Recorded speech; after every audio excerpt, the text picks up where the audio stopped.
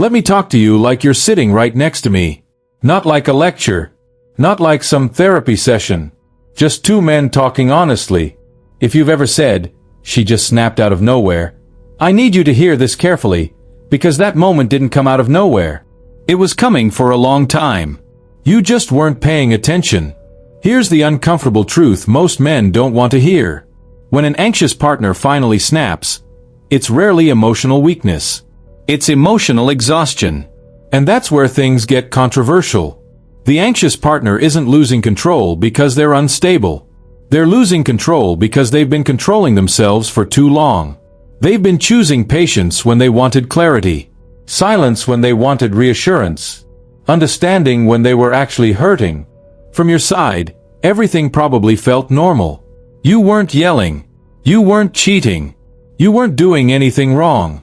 You were just doing what felt natural to you, pulling back, needing space, keeping things light, avoiding heavy emotional conversations. But to the anxious partner, every pullback feels like distance. Every delayed reply feels like rejection. Every "I'm fine" feels like a wall. So they adapt. They stop asking questions. They stop bringing things up. They stop expressing needs. And men often mistake that silence for peace. That's the trap. Because silence doesn't mean safety. Silence usually means they're giving up quietly. The snapping point doesn't come during chaos. It comes after long periods of calm where the anxious partner keeps telling themselves, "Don't overreact. Don't push. Don't be too much." Until one day, something small happens. A missed call, emotional distance, a dismissive response, and suddenly the reaction seems too big. But it wasn't about that moment. It was about every moment before it. This video is not about blaming avoidant men. It's about helping men understand a dynamic that keeps destroying relationships over and over again. Because once the anxious partner snaps, the relationship is usually already over. Emotionally, mentally, and sometimes permanently. And if you don't understand why it happened, you're likely to repeat it again with someone else. Let me start this the same way I'd say it to a guy sitting across from me. What you call snapping is usually just the last visible crack in something that's been breaking silently for a long time. Men often believe the anxious partner reacts too fast, too emotional, too intense, too dramatic. But that belief only exists because you're looking at the end of the story, not the beginning. The truth is, anxious partners don't explode, they compress. They feel something early, but they don't act on it immediately. They notice distance, but they don't accuse you. They sense emotional withdrawal, but they explain it away for you. They tell themselves things like, "Maybe he's stressed. Maybe I'm overthinking. Let me not make this a big deal." And every time they do that, they push their own discomfort down just a little further. From the outside, it looks calm. From the inside, it feels like constant self-control. Here's where men misunderstand the situation. Avoidant behavior often feels neutral to you. You're not trying to hurt anyone. You're just protecting your space, your independence, your peace. That feels reasonable. But to an anxious partner, neutrality doesn't feel neutral. It feels uncertain. And uncertainty is exhausting. So they start adjusting themselves to fit you. They respond slower. They ask for less. They lower expectations. They soften their tone. They stop bringing up things that matter to them because they don't want to push you away. That's not snapping behavior. That's survival behavior. And here's the controversial part. The calmer things seem on the surface, the closer the anxious partner usually is to their breaking point. Why? Because they're doing emotional labor you don't see. They're constantly monitoring. Am I being too much? Did I say the wrong thing? Should I just let this go again? Men often interpret this quiet phase as maturity, as growth, as the relationship settling. But what's really happening is emotional shutdown in slow motion. The anxious partner keeps choosing the relationship over themselves, until there's nothing left to give. So when the snap finally happens, it looks sudden to you. But to them, it feels overdue. That outburst, that emotional release, that moment where they finally say everything they've been holding in, that's not the beginning of the problem. That's the end of their patience. And this is where many men get it wrong. Instead of asking, "What have I missed?" they ask, Why is she acting like this? Instead of seeing the snap as information, they see it as instability. But the snap is actually clarity. It's the moment the anxious partner stops managing their emotions for your comfort. And once that happens, the relationship is already in dangerous territory. Because snapping isn't about wanting to fix things anymore. It's often about realizing they've been alone in the relationship emotionally for far too long. If you understand this part, you start to see that snapping isn't weakness. It's the consequence of being unheard for too long. And if you don't understand it, you'll keep thinking every anxious partner you meet is too much, when in reality, they were just asking for something you never learned how to give. Let me say this in a way that's easy to hear, but hard to ignore. Avoidant behavior doesn't kill attraction overnight. It erodes it quietly. In the beginning, avoidant traits can actually look attractive. You seem calm, unbothered, self-contained. You don't chase. You don't panic. To an anxious partner, that steadiness feels grounding at first. But over time, that same calm starts to feel like emotional absence. Here's where resentment begins to grow, and most men don't even notice it happening. Attraction needs emotional movement. It needs response, engagement, presence. When an anxious partner reaches out emotionally and keeps meeting a wall of distance, neutrality, or silence, something shifts inside them. First, they try harder. They communicate more clearly. They explain their feelings carefully. They soften their words so you don't feel pressured. But when emotional effort isn't met with emotional availability, the anxious partner starts to feel like they're chasing connection alone. And that's where attraction turns into frustration. From your perspective, you might think, nothing has changed. But from theirs, everything has. Because every unanswered emotional bid sends a message, even if you didn't mean to send one. The message isn't, I don't care. The message is, your feelings don't move me.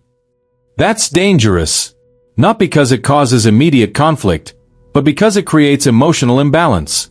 One person is leaning in, the other is leaning back. One is trying to connect, the other is trying to stay comfortable. And here's the controversial truth. Resentment grows fastest in relationships where conflict is avoided instead of addressed. Avoidant behavior often avoids tension, but tension doesn't disappear. It stores itself. So the anxious partner starts keeping mental notes. Not consciously. Emotionally. They notice patterns. They remember moments. They feel the imbalance. And while they may still say, I love you, something changes in how they feel it. Attraction begins to mix with resentment. Desire mixes with disappointment. Care mixes with bitterness. And men often misread this phase. You might notice her tone changing. Less warmth. Less excitement. More sarcasm. More distance. And you think, she's becoming difficult. But what's actually happening is disillusionment. She's realizing that the man she's with doesn't respond to emotional closeness, only to space. And that realization hurts. So she pulls back emotionally, not because she wants to leave, but because staying open feels painful. Here's the key thing men need to understand. Resentment doesn't look loud at first. It looks quiet, controlled, polite, until it isn't. By the time resentment becomes visible, attraction has already been damaged. And when the anxious partner finally snaps, it's not just about unmet needs, it's about the slow death of desire caused by feeling emotionally unseen. If you don't recognize how avoidance creates this shift, you'll keep thinking attraction fades randomly. It doesn't. It fades when connection is consistently withheld. And once resentment replaces attraction, love doesn't end immediately, but it starts to rot from the inside. Let me explain this part without psychology terms, without labels. Just real, relatable feelings. Right before an anxious partner is done, they're not angry yet. They're tired. Tired of thinking. Tired of guessing. Tired of replaying conversations in their head, wondering if they asked for too much or said something the wrong way. Inside, it feels like constantly standing at a door that may or may not open. They want connection, but they don't want to beg for it. They want reassurance, but they don't want to seem weak. They want closeness, but they're scared that asking will push you further away. So they start negotiating with themselves. Let me not bring this up again. Let me give him more space. Let me just handle this on my own. And that internal negotiation is exhausting. The controversial part is this: right before they snap, they often become emotionally numb before they become emotional. They stop expecting much. They stop hoping. They stop feeling excited about fixing things. From the outside, this looks like calm, even maturity. But on the inside, it feels like quiet disappointment settling in. They still care, but it's starting to hurt less, and that's dangerous. Because when caring starts to fade, anger usually follows. Another feeling that shows up strongly here is loneliness, even while in a relationship. Not physical loneliness, emotional loneliness. Feeling like you're sharing your life with someone who doesn't fully meet you emotionally. Feeling like your inner world isn't interesting enough to be engaged with. And here's what most men miss. The anxious partner isn't trying to control you.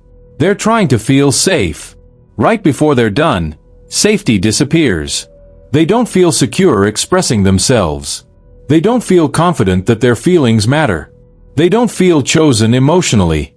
So they start emotionally detaching to protect themselves. Not dramatically.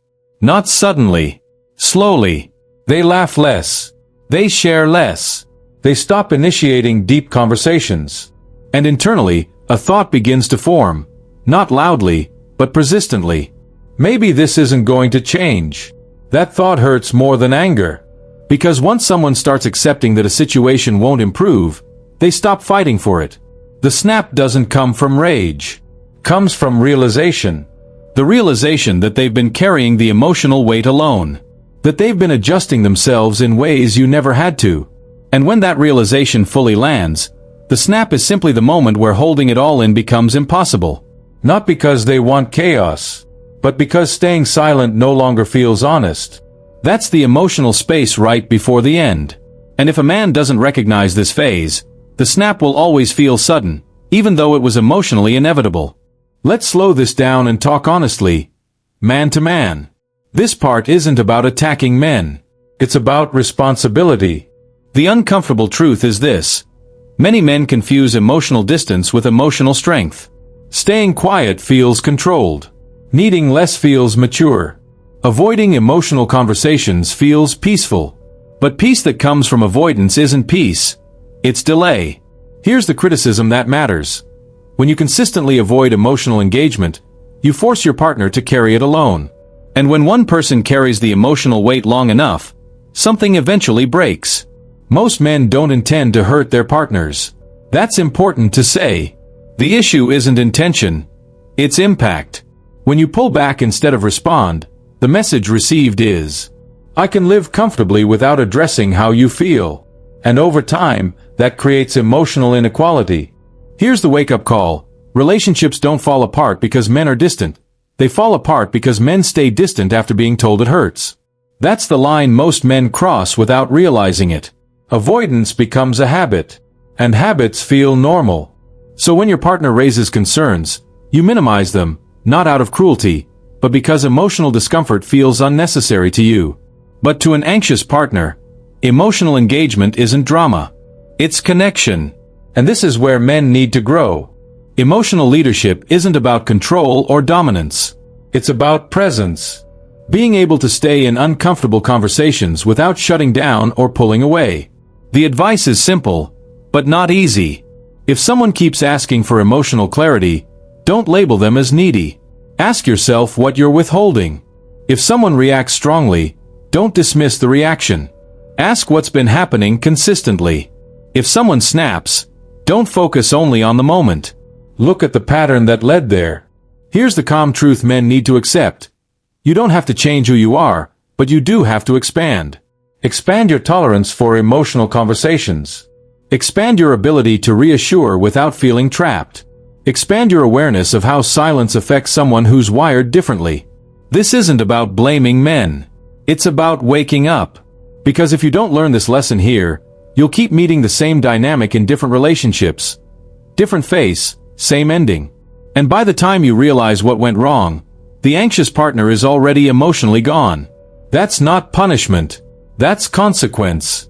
And understanding that difference is where real maturity starts. This is the part most men misunderstand the most.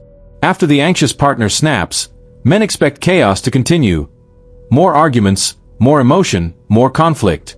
But what usually comes next is something far quieter and far more final. Distance. Not the avoidant kind. The resolved kind. When the anxious partner snaps, it often looks like they're finally losing control. But internally, something very different is happening. They're letting go. The snap is often the last emotional release before detachment. Here's the controversial truth. Snapping doesn't mean they want to fight anymore.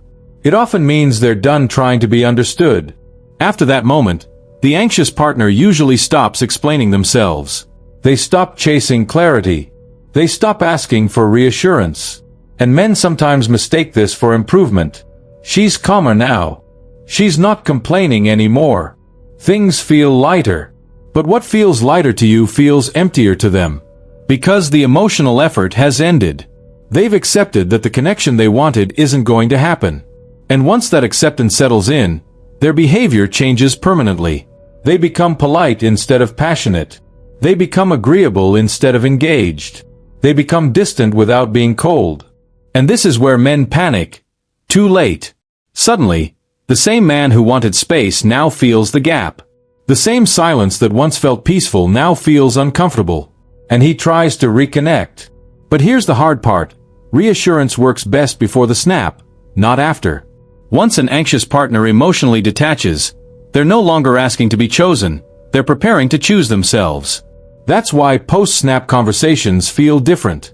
There's less emotion, less urgency, less hope. The energy shifts from fixing to closing.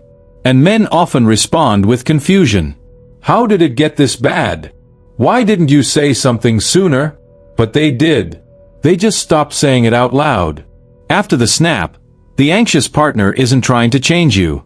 They're trying to protect themselves. And protection looks like withdrawal, not explosion. This is why many relationships end not during big fights, but during calm, quiet conversations that feel strangely final. If a man understands this stage, he still has a chance, but only if he responds with consistency, not panic. Because once an anxious partner snaps and then goes quiet, the relationship is no longer on pause. It's on borrowed time. And whether it ends or transforms depends entirely on whether emotional presence finally replaces emotional distance. Here's the controversial truth I'll leave you with. Most anxious partners don't leave because they're too emotional. They leave because they finally realize they've been alone in the relationship the whole time. That realization is louder than any argument. When someone snaps, then goes quiet, then starts pulling away calmly, it's not manipulation. It's clarity. It's the moment they stop hoping you'll become emotionally present and start choosing their own emotional safety instead. And this is where I want to talk directly to you. If any part of this video felt uncomfortable, that's not an attack, that's awareness knocking. Because these patterns don't just affect one relationship. They repeat until something changes. This channel isn't here to shame men. It's here to help men see what most of us were never taught. How emotional absence can damage connection just as much as emotional chaos. If you've experienced this dynamic, as the anxious partner or the avoidant one, I want you to comment your experience below. Say what you noticed. Say what you wish you understood sooner. I read the comments. And when I can, I reach out. Because this isn't just content, it's conversation. If this hit close to home, stay connected here.